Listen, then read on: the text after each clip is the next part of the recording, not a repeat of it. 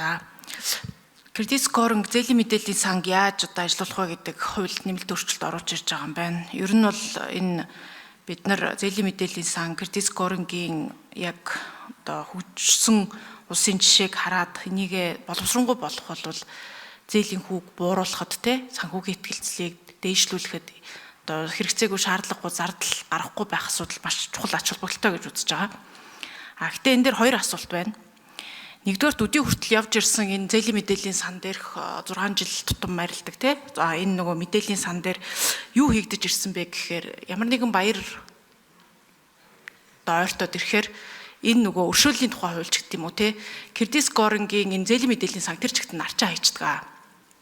За тэгээ эндээсээ бид нар юу харж ийн гэхээр зээлийн мэдээллийн санг алга болох арчаад хаях нь угаасаа нөгөө муу зээлдэгчийн хэмжээг ихсэгдэг. За энийгээ дагаад банкнуудын эрсдлийн сан нэмэгдүүлдэг гэсэн энэ судалгаа билээхэн байдаг. Тэгээ Монгол банкны одоо ерөнхийлөгч нэг өөрийнхөө шийдвэрээрээ баяр төглөө зээлийн мэдээллийн сан дээр өршөөл гаргалаа арилгачдаг. Энэ асуудлыг энэ хууль дээр зэгцэлж гин үү? Зээлийн мэдээллийн сан өөрөө ийм улс төрийн хараат байдлаар Монгол банк ажиллах энийхээ дагуу дахиад банкнуудын эрсдлийн санг өсгөх ийм үйл ажиллагааг одоо хязгаарлах, хориглох тал дээр энэ хуулийн төсөл дээр оруулж ирсэн санаа шийдэл байна уу гэдгийг нэгдүгürt асуумаар байна. За хоёрдугаарт кредит скорингийн системийг оруулнаа гэдэг ингээд ороод ирсэн байна.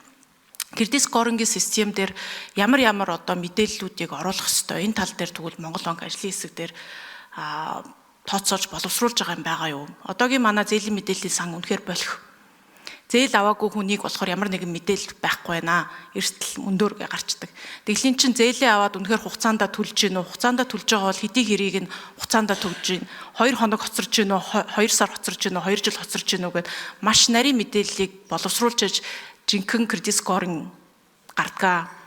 За кредит скоринг дээр бас нэг ярих юм бол зөвхөн зээлээс гадна энэ хүүхдийн тэтгэмж шүүхийн шийдвэр гүйцэтгэлээр гарчаад байхад төлдөггүй нөхдүүд байна. Санхүү мөнгөний боломжтой мөртлөө цухтаа яваад идэг нөхдүүд байна. Сөөхийн төлбөрөө төлдөггүй нөхдүүд байна. Маш том боломжтой төрийн албан хаагч улсын хурлын гишүүд хүртэл амьдарч байгаа хотхон дээрээ сөөхийн төлбөрөө төлөхгүй яваад идэг нөхдөр байна. Энэ бол өөрөө тэгээд санхүүгийн сахилга бат байхгүй эсвэл төлөх ёстой туймаа төлж чаддгүй гэсэн хүмүүсийн зан үйл авирыг гаргаж байгаа асуудал. Энэ үзүүлэлтүүдийг кредит скоринг системээр оруулах уу? Ямар юмнуудыг оруулахаар Монгол банкын дээрээ төлөвлөж одоо Монгол банкны ерөнхийлөгчийн тогтоолоор энийг батлана гэж байгаа вэ? Энэ дээр мэдээлэл өгөөч. Номын чимэг шүү бас зөв сэдв хөндлөө.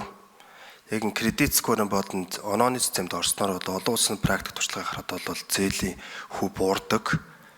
За 28 орны хөгжиж буй 28 орны эдийн засгийг харахад бол зээлийн хүү дунджаар бол 3.4% буурсан байна. Бусад улс орнуудыг бас хөгжсөн улс орнууд хөгжилтэй улс орнуудыг харахад бол 2-4% буурсан тийм үзүүлэлт гарсан статистикийн тоо байгаа. За Мозамбик улс дээр хамгийн сүүлд хэрэгжсэн нь бол 0.6 өдөрт зээлийн шийдвэр нь гардаг. Энэ нь бол нэг ёсны бол үйл ажиллагааны зардал буурч л гэсэн үг л дээ.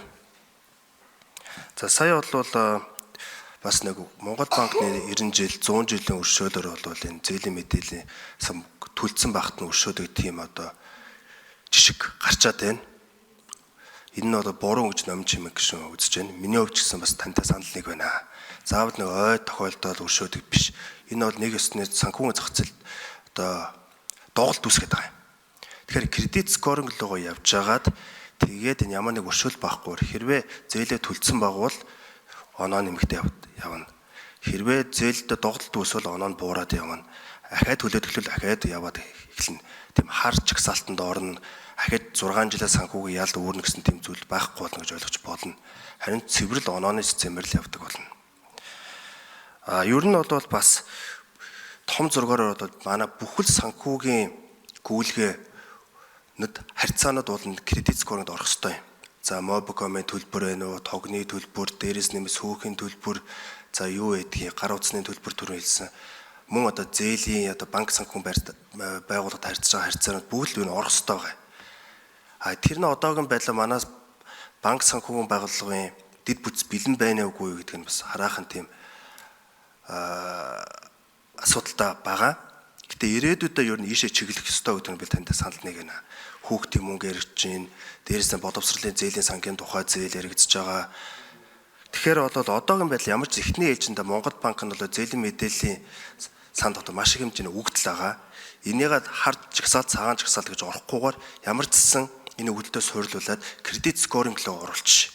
Энэ өөрөө яванд зээлийн хүүг бууруулна. Дээрээс нь дахиад ард иргэд 6 жилийн санхүүгийн ял үүрүүлдэг тогтолцоонд байхгүй болгоно. Хамгийн цаашдаа ярихад барьцаа өрнгийн шаардлага ч гэсэн өөрөө буурна. Би түрүү Мозамбикийн кейсийг ярьсан. Энэ бол хамгийн сүүлийн кейс байгаа. Барьцаа өрнгийн шаардлага бол 11.6% буурсан болчихж байгаа. Тэгэхээр энэ өөрөө хамгийн тийм эрүү тогтолцоо руу явна. Цаашлаа таны хэлсэндээ адилхан санал нэг байна. Том одоо бүхэл одоо том жижигхгүйгээр санхүүгийн харьцаануудад оруулах ёстой. Монгол банк 4 номер. За, номын чим гишүүний асуусан асуултанд тодруулъя. Гишүүн энэ зээлийн мэдээллийн санд мэдээлэл нийлүүлэхтэй холбоотой зохицуултыг бол хүндэж байна. Зээлийн мэдээллийн сангийн 4.1-ийн зээлийн мэдээллийн сангийн тухай хуулийн 4.1-8-аар мэдээлэл нийлүүлэх чинь хэн болохыг бол тодорхойлсон байгаа. Энэ бол мэдээлэл нь бол үйлчлэгээ үзүүлэх этгээтэй байгуулсан гэрээний үндсэн дээр зээлдэгчийн төлбөрийн үргийг талаарх мэдээллийг зээлийн мэдээллийн санд нийлүүлж байгаа. Зээлдүүлэгч төрийн байгууллага гэж нэрлэсэн байна. Тэгэхээр төрийн байгууллага бол энэ дээр бол мэдээлэл нийлүүлэх эрх нь бол нээлттэй байгаа. Тухайн та түрүүн хэлсэн шүүхийн шийдвэрээр одоо төлбөр төлөх үүргээ гүйцэтгэхгүй байгаа буюу одоо эцэгхийн үүргээ гүйцэтгэхгүй байгаа асуудлыг бол зээлийн мэдээллийн санд хамруулах хэрэгтэй гэдэг. Энэ дээр бол шүүхийн шийдвэр гүйцэтгэх газраас бол энэ мэдээллийг бол манай зээлийн мэдээллийн санд бол нийлүүлэх эрх нь бол нээлттэй байгаа.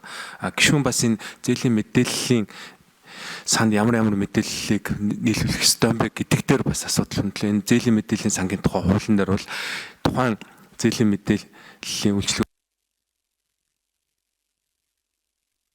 За 4 номер нэмж 1 минут өгье. Зээлийн мэдээллийн үйлчлэгээ үзүүлэхэд яг ямар мэдээлэл энэ дээр орсон байх ёстой вэ гэдгийг бол зээлийн мэдээллийн сангийн тухай хуулийн дээр бол 6 дугаар зүйл дээр бол маш дэлгэрэнгүй орсон байгаа. Энэ дээр бол овог нэр, регистрийн дугаар, оршин суух газрын хаяг, мөн гэрээний одоо заалтуудтай холбоотой мэдээлэл бол бүрэн оруулсан байгаа. Мөн энэ дээр бол зээл иргэн төлөгдөг тухай мэдээллийг ч гэсэн дахиад оруулдаг. За гишүүн бас түрүү маш чухал хамгийн гол асуудлыг нь хөндлөө энэ зээлийн мэдээллийн сангийн үйл ажиллагаатай холбоотой ямар нэгэн тэмдэглэлт баяр ёслолыг тохиолдуулаад энэ мэдээллийг бас тодорхой давтамжтайгаар арчиж байгаа асуудлыг бол хөндлөө. Энэ нь бол мэдээж банк санхүүгийн байгууллагын эрсдлийг бол тодорхой хэмжээнд бол нэмэгдүүлдэг. Энэ зээлийн мэдээллийн сангийн энэ оноо нэмэгдснээр онооны үйл ажиллагаа энэ дээр орж ирснээр бол яг энэ мэдээллийг тодорхой давтамжтайгаар ингэж арчдаг үйл ажиллагаа бол бас багаснаа. Энэ үйл ажиллагаа бол зогсноо гэдэгт бол банк бол ойлгож байгаа. Намч мэгшүүн тодруулсан.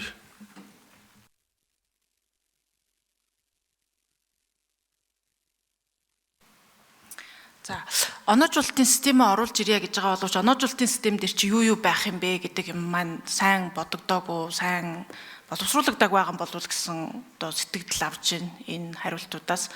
Үнэхээр кредит скоринг системийг одоо олон улсын хэмжээнд оруулж байж л бид нар зээлдэгчийн чанартай зээлдэгч үгүй юу, ямар юутай ингэ байгаа. Тэгээд тэр банкуудын чинь зээл судалгааны зардал чинь угаасаа бэлэн мэдээлэл байгаа дээр багсан шүү дээ. Тэгэхгүй кредит скоринг систем дээр одоо байгаа хуулийнхаа хүрээнд энэ мэдээлэл нь л байж байна гэд ингээд ороод ирэх юм бол энэ яг үнэхээр оновчтой скорингийн систем үүсгэж чадахгүй юу гэдэг дээр би бол эргэлзэж байна. Энэ дээр аргачлал дээр тэр одоо Монгол банкны ерөнхийлөгч гаргана гэдэг байгаа юм дээр Монгол банкын дээр яг наривчсан юм аа. Тэр дата юу гэдгийг те энийгээ бас боловсруулад энийгээ зэрэг хийхгүй бол Бачуур гишүүний хэлж байгаа тэр одоо зээлийн хүү шууд хэдэн үе буурна гэдэг юм бол тийм амархан бол хийгдэхгүй ахал гэсэн бодолтой байна. Тэгэхээр тэн дээр илүү боловсруулагдж байгаа юм байх юм бол тэрийгээ бас ярьж өгөөч.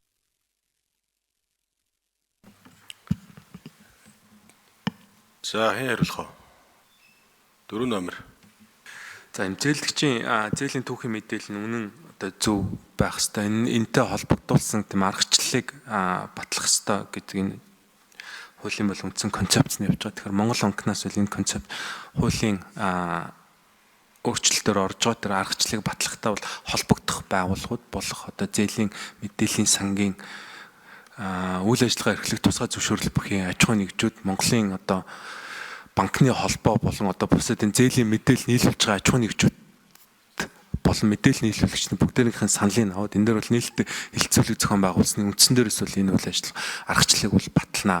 Тэгэхээр бол яг одоогоор бол банкны холбоо болон бусад одоо мэдээлэл нийлүүлэгч байгууллагуудтай бол зөвхөн ярилцах төвшөнд явж байгаа учраас яг бүр яг дэлгэрэнгүй энэхүү аргачлалыг ингээд баталчнаа яг ийм байна гэдэг төр бол наривчлсан бол юм хэлэх боломжгүй. Мэдээж бусад олон улсын байгууллагууд олон улсын жишг стандартын дагуу энэ дээр наривчлсан дэлгэрэнгүй судалгаа хийгээд хилцүүлэг зохион байгуулсны үндсэн дээрээс энэ аргачлалыг бол бат.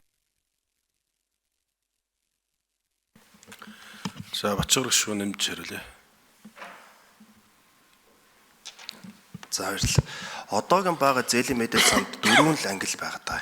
Хэвийн, эргэлзээтэй, муу, чанаргүй гэдэг. Тэгэхээр ямар ч ихний ээлжиндээ бол скоринг системд оруулаад одоо бол 2 компани тусгай зөвшөөрөлт 2 компани байгаа. Тэр нь бол Science-Co, бүрэн скор гэдэг. Эдгээр бол хэмжээндээ ямар ч скоринг гаргаад яваад байгаа. Гэхдээ одоо цаашдаа бол бүхэл санхүүгийн оролцоог том big data-нд оролцуулаад тэгээд том өгдөл гарах нь зөвлөлтөө. Гэхдээ ямар ч энэ 4 ангилд байгаа гол асуудал нь бол сайнд нь орцсон хүн л зээл аваад байгаа.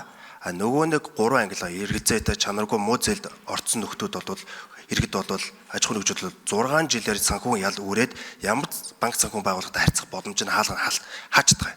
Ямар ч энэ хар жагсаалт гэж бид нэрлээд энэ хэрэгчлийг ямар ч арилгахъя ихний ээлжинтэй. Цаашлаад сайн Монгол банкнд дэд ерөнхийлөгч хэлснээр бүхэл одоо орцогчдыг хамааруулж байгаа том датандаа суурилсан олон улсын жишг системийг нэвтрүүлсэн тийм том зорилго байгааг танд хэлье.